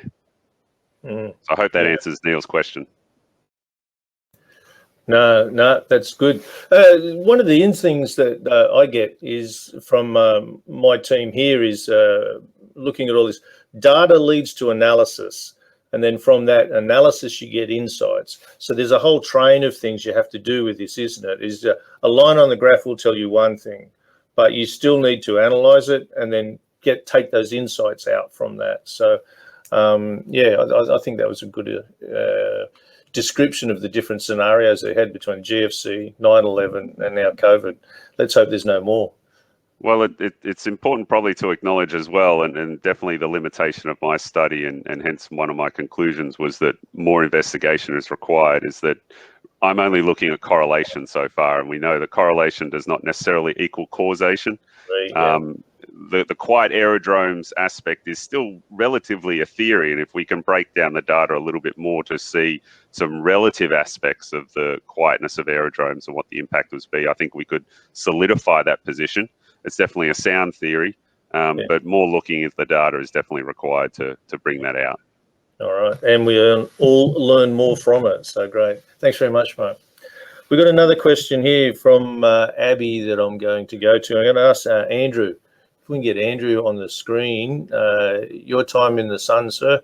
Abby writes in, at a time of reduced capacity and revenue, what or where is the best investment in wildlife programs for either an airport operator and or an aircraft operator? Where's the best investment, you think, right now?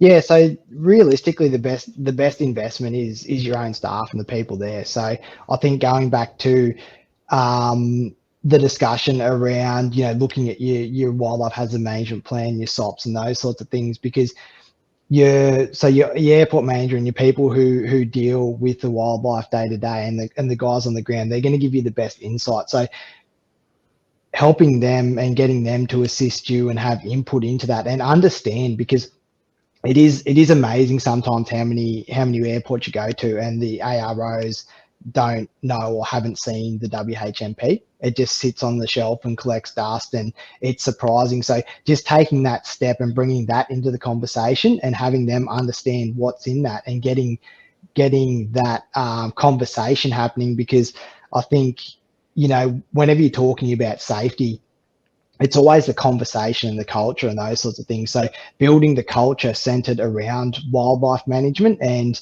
looking in, exploring wildlife would be your best investment for mine, because, you guys on the grounds are the ones making the observations. They're the one collecting the data. They can they can decide to record that bird or not record that bird at the end of the day. So if you're having conversations and you're emphasizing the answers, and if you're emphasizing how critical it is to collect the data, make the observations, identify the species correctly, that's your ground level work that'll enable your rest of your wildlife hazard management plan to succeed. Yeah. I like the idea of continually going back to the wildlife hazard management plan. I see a good, strong analogy with, in my world, in safety auditing, safety management manuals get dusted off at the next audit. In between times they're never seen or heard of. Same with your wildlife management plan. Build it into a toolbox talk each morning. Just take a chunk out and talk about it and keep it fresh in people's mind is a great idea. Yeah, exactly right. And access to that is key as well, making sure that they do have access to that. So, we all know some staff members are more proactive than others, and different people absorb things in different ways. So, at least providing them with the access to it is key. Yeah. Okay. Hey, don't disappear, mate. I've got another question for you from Sadikin. How do you define the best approach and tools to control birds' invasion to the airport, besides the three main attractions: breeding, feeding, and habitat? So I think we're talking here about managing invasion of birds. Yeah. So I think taking that in the way I've taken it is, looking at your reactive control measures, so your lethal versus non-lethal, and your active control. What I would suggest is, once again, that goes back to the animal behavior and understanding the animals. Using an Australian example, so your flocking birds, which I went to. So understanding the behavior of a flocking bird, like an ibis or a galah or a corella and those sorts of things, where they will react to a loud bang, and understanding that once one of the flock pick up, the next key to that is making sure that the rest of the flock leave with it. So as sustaining that pressure until the flock decides to move on, because they will. There'll be a bird or a couple of birds that will lead the flock away from the airfield if they feel it's too dangerous. So as far as selecting what tool you use or how you manage the birds, it comes down to knowing their behavior at the end of the day, because there's no use using like, let's just say, a pyrotechnic potentially on a bird like a magpie. That's not a control method that's really successful with them, because they're a highly habituated species and they'll have seen every other WMO or ARO that's come before you use pyrotechnics, and they get used to it and they get habituated really quick, and they're not going to respond. They respond to getting into their comfort zone and applying pressure that way. So it's building a knowledge base, but understanding the behavior of the birds is key to reactively managing them. Yeah, I remember that was the one where you said they even watch the car door. Yep. When you're turning up there, and they can see what's going on. So they're not silly animals at all. Yeah, exactly right. Species in there. No, great. Hey, thanks very much for that one. Again, don't disappear. I've got another question, but you get joined. We're going to have Dan also, if we can. We've got a question from Peter. Darwin Airport has a number of large birds within its circuit pattern on a regular basis. And again, I think this goes back to the one size doesn't fit all in there. So Darwin's quite a different sort of environment. Qantas is planning the operation of ultra long range flights to London in the future, although I think they might have done that already in and out of Darwin by now with those repatriation flights.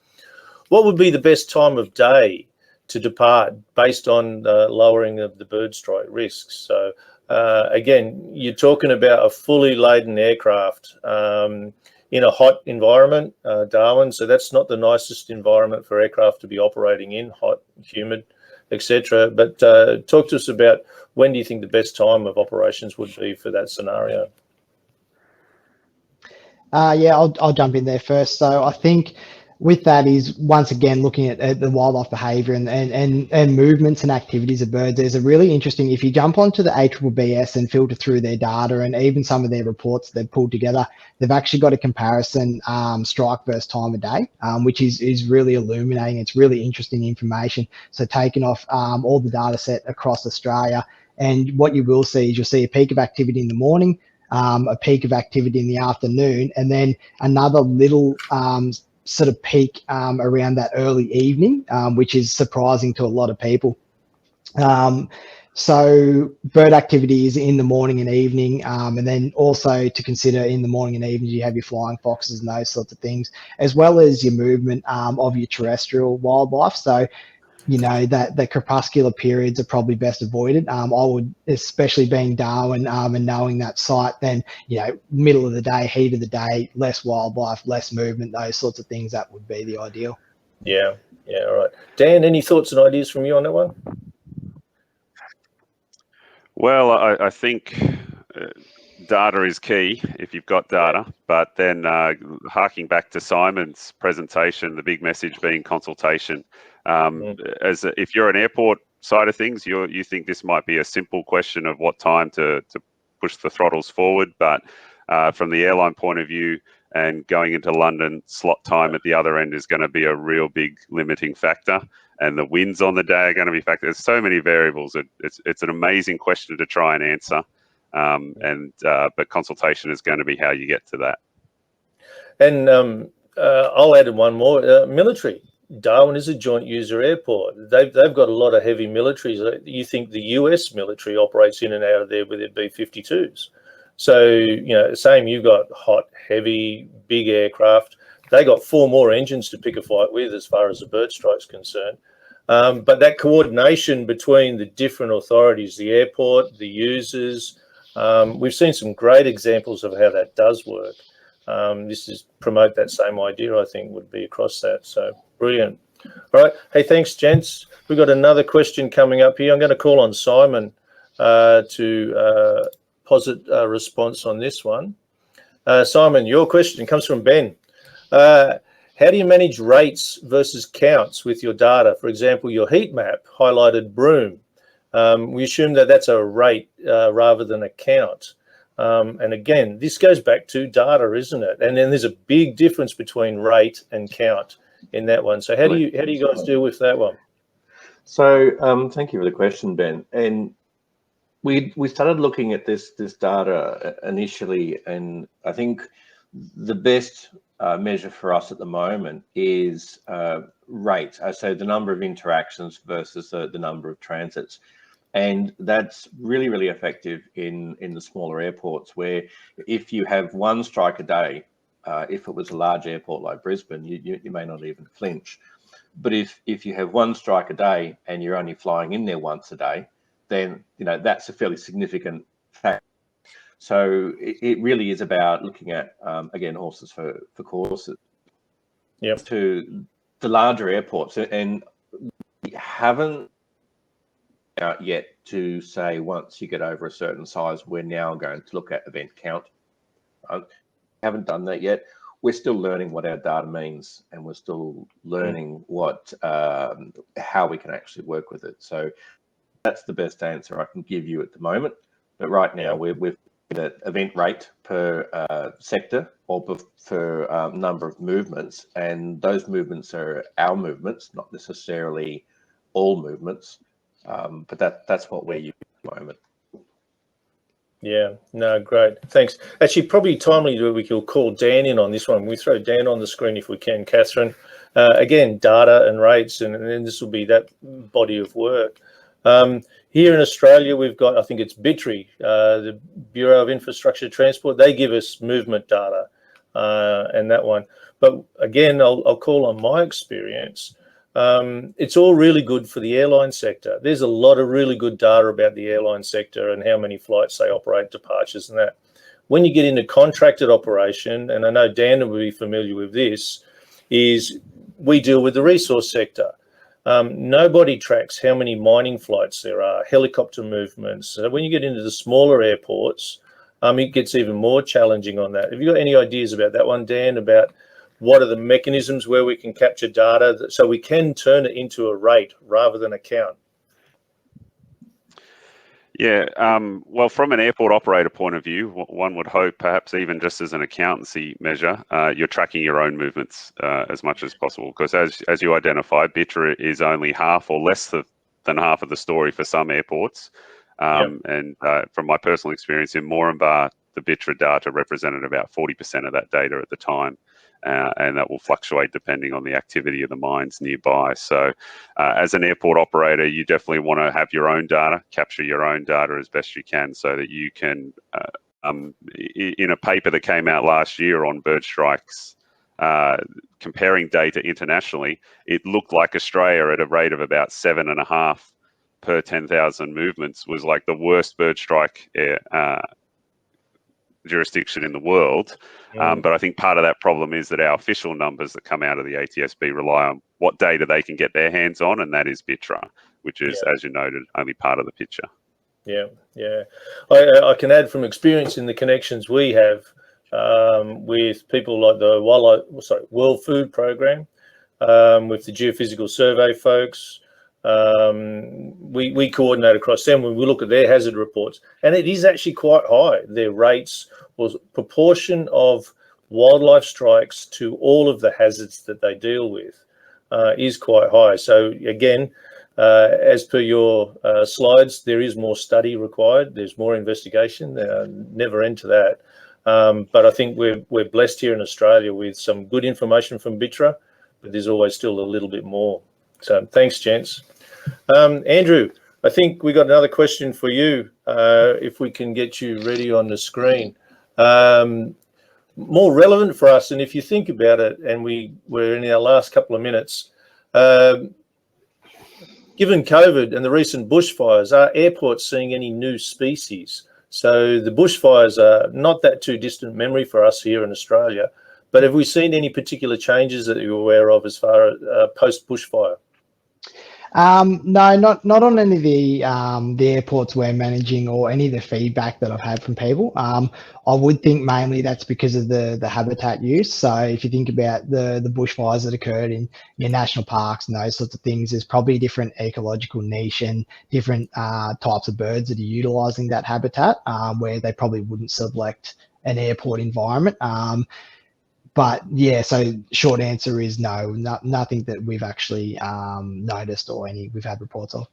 Yeah, yeah, it seems like a long time ago, but it's not that long, is it really? There's an awful lot has gone in the world in between when we had those bushfires all around the east coast of Australia. Yeah. I think I've got one more for you. Is any previous data to ascertain if this is new or happened in the past? Okay, so let's, any other bushfires? Have we seen any changes associated with bushfires generally and the impact on birds? Birds. On birds, no, not that I'm aware of. Dan, with his data collection, those sorts of things, he might have an obscure fact, and I'm not sure. But no, not from our observations or anything that I've picked up on. All right, then fine. Hey, look, great answer there. I think that's about all we've got for today. So from all our presenters, Simon, Lolita, where are we? Dan, Andrew, and also Lee, we really appreciate the time that you put in to prepare and present for today's session. We filled our 2 hours, which was wonderful information, but there is, as always, so much more data, more study, more safety management systems work to do. And so for the Australian Aviation Wildlife Hazard Group, really appreciate the attendance that we've got. We've got a really good rollout for today. We got another session coming next week, so you should chime in and have a look at that one. And on behalf of all of the group, thank you to everyone, the coordinators, the organisers, and everyone for attending. Thanks a lot, and have yourselves a great day. Cheerio.